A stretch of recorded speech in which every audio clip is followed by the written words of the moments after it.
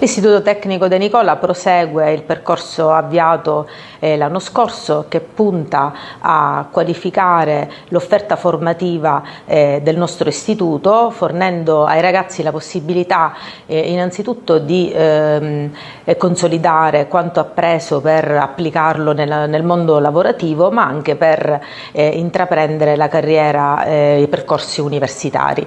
Quest'anno l'anno scolastico inizia con un gruppo di ben 75 ragazzi che stanno completando un percorso di alternanza scuola-lavoro PCTO all'estero. Abbiamo dato l'opportunità ai ragazzi di fare un'esperienza internazionale.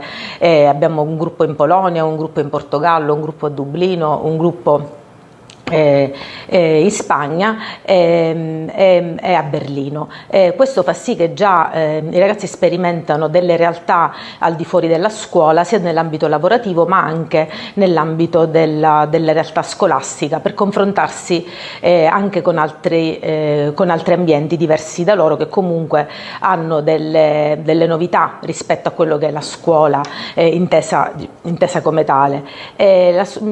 L'Istituto De Nicola proprio si vuole aprire al territorio, con uno sguardo anche all'estero. Amplieremo anche l'offerta per quanto riguarda l'attività extracurriculari, orienteremo i ragazzi sia a delle scuole medie che vorranno iscriversi nella nostra scuola, iniziando ben presto gli Open Day, per far conoscere come appunto si vive la scuola al De Nicola.